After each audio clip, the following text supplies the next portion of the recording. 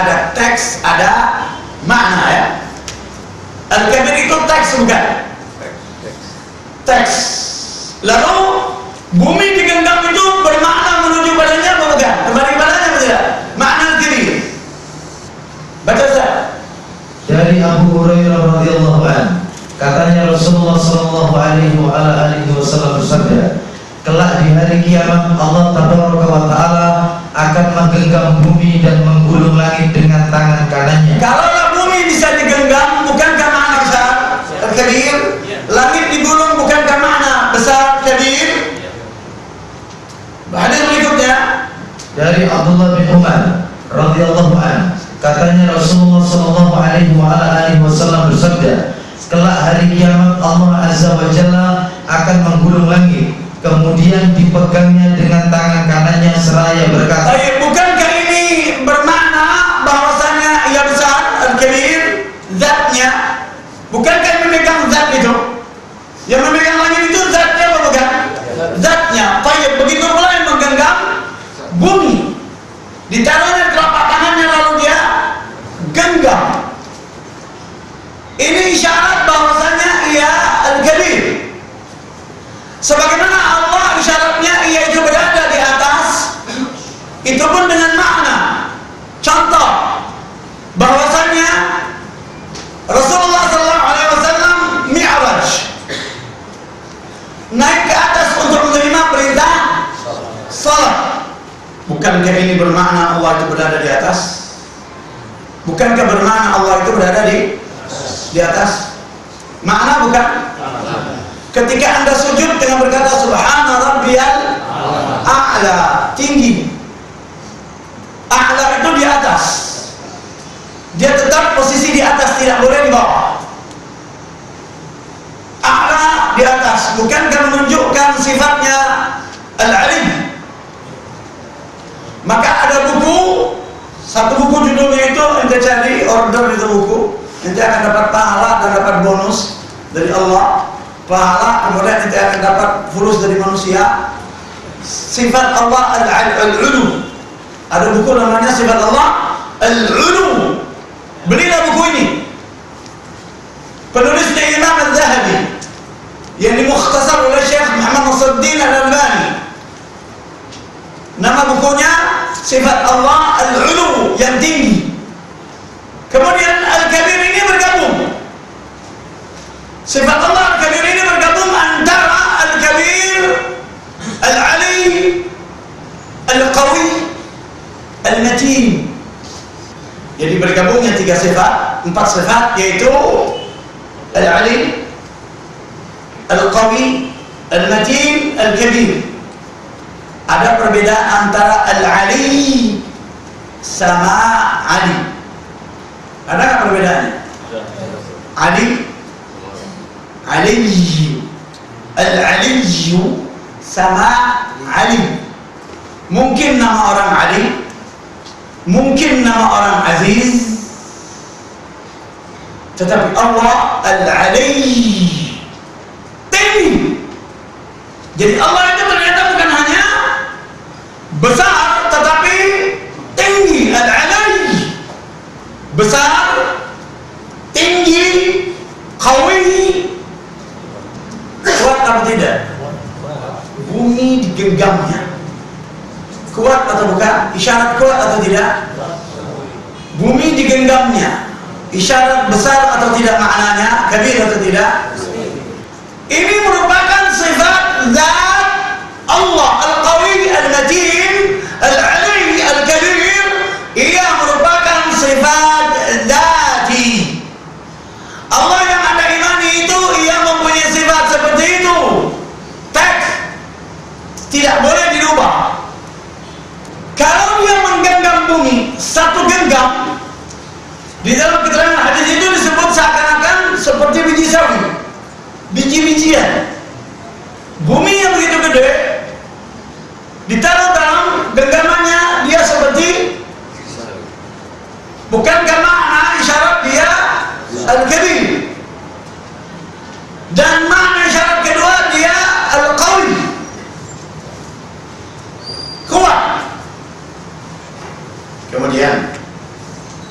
kita imani ini, makna menunjukkan dia al-kabir ketika manusia berada di mahsyar setelah orang-orang kafir masuk ke dalam neraka, sisa umat Muhammad, kaum muslimin, seluruh kaum muslimin dari awal sampai akhir, dari masa Adam sampai akhir, lalu bercampur masih dengan orang munafik, lalu orang-orang munafik pun digusur, sisalah orang-orang yang beriman.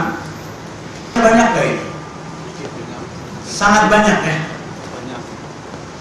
Kemudian Allah membukakan hijabnya.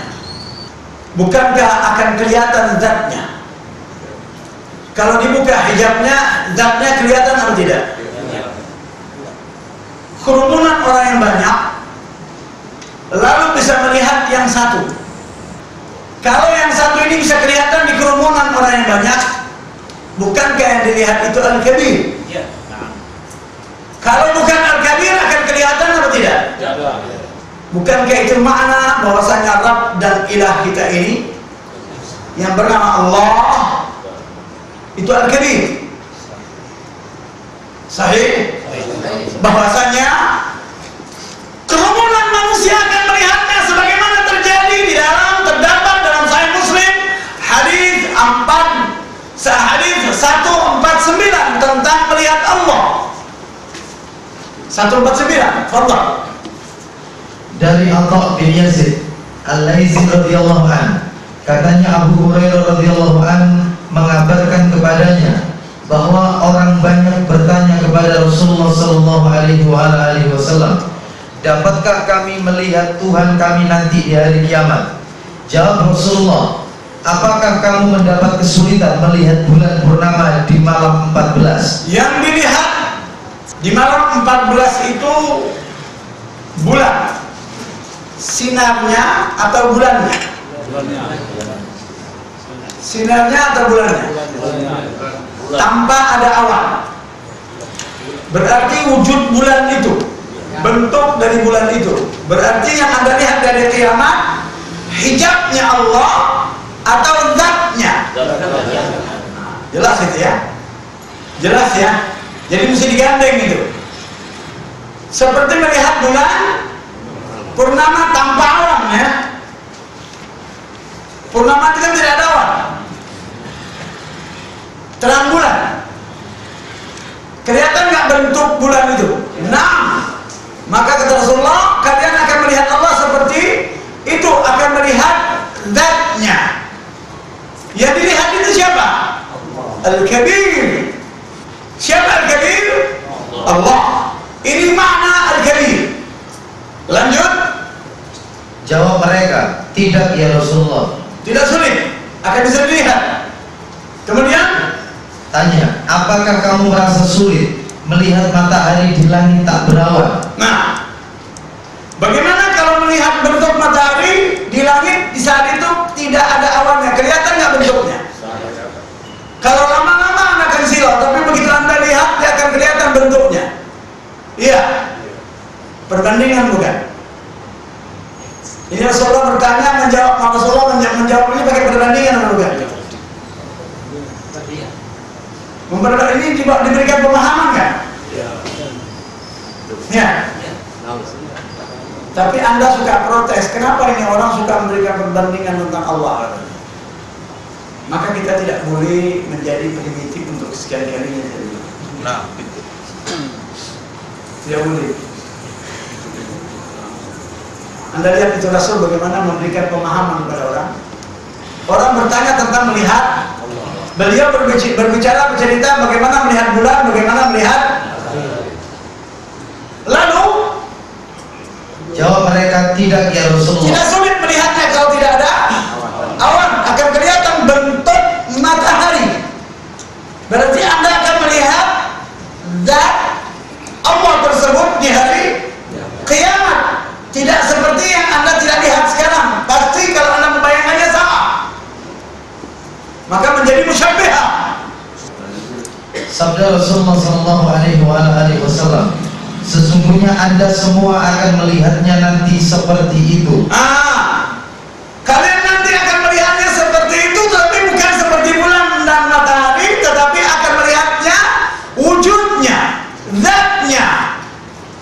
Sebagaimana Rasulullah SAW melihat zatnya Allah itu di saat beliau mimpi di malam hari. Ya. Mungkin manusia akan melihat Allah di dunia ini, tetapi dalam keadaan tidur. Sebagaimana Rasulullah SAW melihat Allah dalam keadaan tidur. Baca hadis itu lagi. Jangan sampai bilang ini kok melihat Allah. Allah bicara tentang penglihatan. Baca dua buku itu. Al-Imam At-Tirmidzi meriwayatkan dari Ibnu Abbas radhiyallahu anhu, ia berkata, Rasulullah sallallahu alaihi wasallam bersabda, malam tadi Rabbku datang kepadaku dalam bentuk yang paling indah. Tadi malam katanya dalam keadaan beliau tidur. Allah datang kepadanya dalam keadaan bentuk yang indah. Memang Allah itu jamil, yuhibbul jamal. Panjang pendek? Panjang. Apa? Jamal. Tidak boleh Anda bilang jamal, onta. Tetapi jamal, karena memang Allah itu tampan. Kalau muannats disebut jamal, muannatsnya apa? Jamilah. Tetapi Allah menyebut dirinya sebagai jamal, mudzakkar istilahnya. Dia menolak istilah muannats. Wajahnya tampan itu Allah. Menurut Rasulullah sallallahu alaihi wa alihi wasallam, yang mana laisa kamitslihi wa huwa as-sami'ul basir. Jadi kalau ditanya bagaimana sifat Allah yang Anda imani, apakah Anda jawab apa? Jawab rinci. Allah yang kami imani itu Al-Kabir, besar, Al-Ali, tinggi, Al-Qawi, dia kuat, bumi aja digenggamnya, Matin, dan dia tampan. Jamal. Abstrak enggak? Abstrak enggak? Tidak abstrak, sifatnya menunjukkan hanya tidak bisa dilihat. Abstrak enggak? La. Konkret. Hanya tidak boleh dibayangkan, tidak boleh diserupakan. Haram. Anda melihat enggak manusia-manusia tampan? Melihat? Masa sih penciptanya tidak lebih tampan dari dia? Mustahil. Saya kasih Anda contoh. Anda tahu Yesus yang abstrak itu, yang tidak pernah dilihat oleh orang-orang Nasrani. Anda lihat ya, tayyib. Sekarang Anda lihat orang yang mengatakan Yesus sebagai anak Allah dari Asia Group, India Group, Afrika Group, Bule Group, suruh dia menggambar Yesus. Sama atau beda? Nanti ada Yesus ringsek karena menggambar. Iya apa tidak? Karena dia menggambar. Karena Allah itu jamal, makanya ciptakan makhluknya pun jamal, jamil. Dia jamal, tapi makhluknya jamil dan jamilah. Tetapi suruh orang menggambar Yesus bule, pasti ada yang ringsak hidungnya, ada yang sipit matanya, ada yang bergelik-gelik, karena seperti orang yang Allah SWT diciptakan Adam itu tampan banget, jenggotnya aja tumbuh setelah dia punya anak, baru tumbuh jenggot, tingginya 30 meter atau 60 hasta, lebar badannya 3,5 meter, tinggi itu tidak? Lalu setelah itu karena penciptanya Al-Ali. Jelas ini? Jelas ya? Jadi ini saya jelaskan kembali tentang Allah tersebut, bahwasanya kata Rasulullah SAW, kalian akan melihatnya aja. Di hari kiamat kelak, Allah akan mengumpulkan seluruh umat manusia. Lalu dia berfirman, siapa yang menyembah selain aku, hendaklah dia mengikutinya. Jadi yang menyembah, beribadah, yang memahami, ya, jadi yang menyembah selain daripada Allah,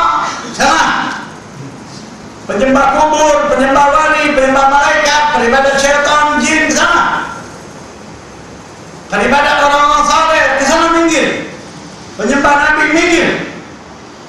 Yang kedua, maka siapa yang menyembah matahari diikutinya matahari, siapa yang menyembah bulan diikutinya bulan, dan siapa yang menyembah berbagai berhala diikutinya pula berhala-berhala itu. Maka tinggallah umat ini orang-orang mukmin yang di dalamnya terdapat pula orang-orang munafik. Tinggallah umat yang beriman, umat ini, umat Muhammad dan umat-umat para nabi yang lainnya yang beriman, tapi masih berbaur, masih ada orang munafik. Saya tanya, perlukah ditakwil? Perlu ditakwil muhkam atau mutasyabih? Saya bilang ya, ini cara menghadapi Al-Quran dan As-Sunnah. Metodenya dalam Al-Quran, baik dia muhkam ataupun mutasyabih, bagaimana menyikapi keduanya. Buka surat 3 ayat 7, Ustaz. Ustaz diri jangan dulu pindah, tetap di situ, nanti anak akan kembali ke sini. Tolong. Silakan. A'udzu billahi minasyaitonir rajim. Huwallazi anzala 'alaikal kitaba minhu ayatun muhkamatun hunna ummul kitabi wa ukhra mutasyabihat. فَأَمَّا الَّذِينَ فِي قُلُوبِهِمْ زَيْغٌ فَيَتَّبِعُونَ مَا تَشَابَهَ مِنْهُ ابْتِغَاءَ